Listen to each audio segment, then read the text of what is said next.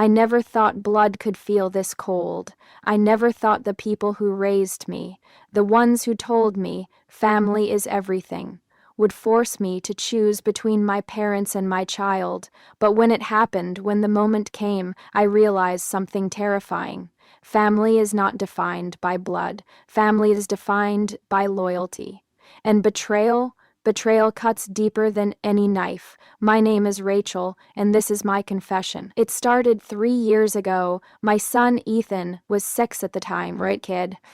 You know, the kind of kid who lights up a room without even trying? He was obsessed with Legos, dinosaurs, and this little stuffed fox he carried everywhere. And then, one night he collapsed in my arms. Seizures, hospital, beeping machines, a doctor who couldn't even look me in the eyes when he said the word tumor. Brain tumor. Treatable, survivable, but not cheap. The cost for surgery after insurance, $85,000. I didn't have it. My husband and we were already drowning in medical bills. I was working 2 jobs. He was doing late shifts. And still we barely made rent.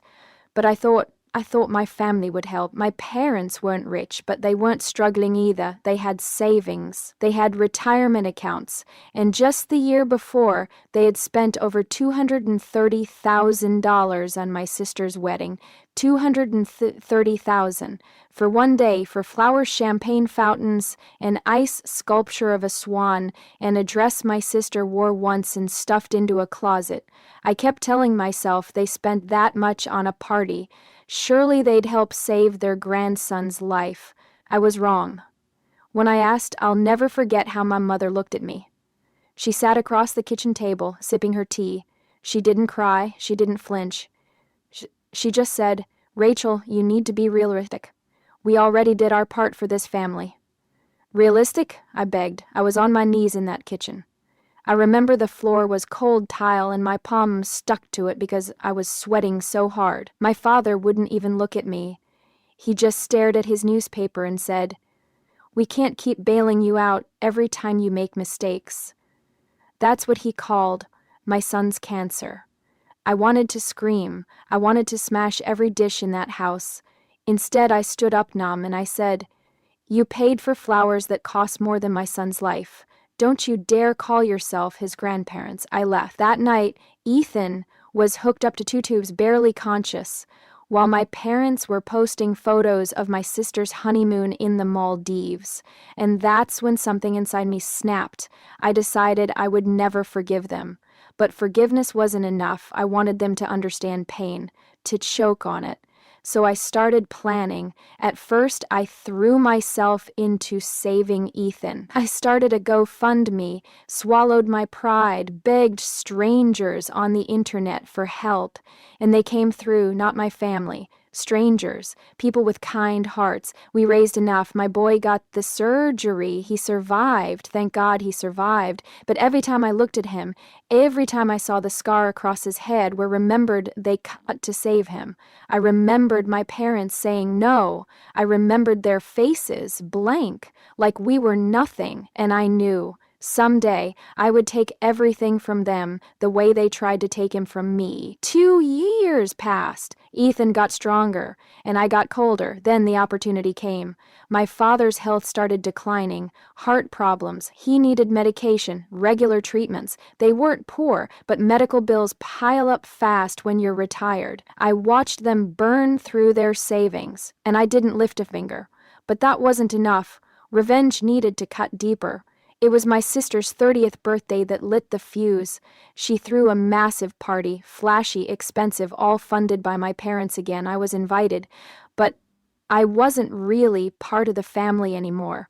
They called me dramatic, ungrateful, selfish for holding a grudge. Selfish. At the party, my sister drank on champagne, laughed about how her wedding cost more than some people's houses. "Best day of my life," she giggled. "Totally worth it." I stared at her. My blood boiled. And then I knew exactly how I'd end this. See, my parents had one weakness: their reputation. They lived for appearances. Church every Sunday, charity galas, Christmas cards with matching sweaters. They wanted the world to see them as the perfect American family. Respectable, generous, loving. I was about to burn that illusion to the ground. I took everything, emails where they rejected me, text messages where they told me to accept the inevitable about Ethan, proof of the GoFundMe that strangers had to fund while my parents were booking luxury vacations. I took it all, and I crafted a story, my story. The truth sharpened into a blade, and I unleashed it. I posted it online, everywhere. I didn't hold back. I described how they spent 20-30 on my sister's wedding, but wouldn't pay Founder Day 5DK to save their grandson. I uploaded screenshots, receipts, everything, and then I sat back and watched the fire spread. It went viral, exploded. Strangers didn't just sympathize, they raged. My parents' church kicked them out. Their so-called friends cut ties. My sister lost clients from her interior design business because no one wanted to hire the spoiled brat whose nephew almost died while she posed in front of a 200 wedding cake. But the real justice? That came when their house was vandalized. Spray, painted words across their garage. Grandparents of the year. Pricks through their windows. They called me, sobbing, begging me to take the posts down. Rachel, people are threatening us. We're scared. And for the first time in my life, I smiled while hearing my mother cry. I told her, now you know what it feels like to beg. The difference is, no one's coming to save you. They lost everything, their social standing, their peace, their pride. And I didn't stop it. Now Ethan is healthy. He's 10. He has no idea what his grandparents did. He still asks about them sometimes. And I just say, they made choices, sweetheart. And we make better ones. Do I regret it? No, not for a second. Some people say revenge is empty, that it doesn't heal you, but they're wrong, because every time I see my son smile, every time I tuck him into bed, I know I chose him. I chose justice.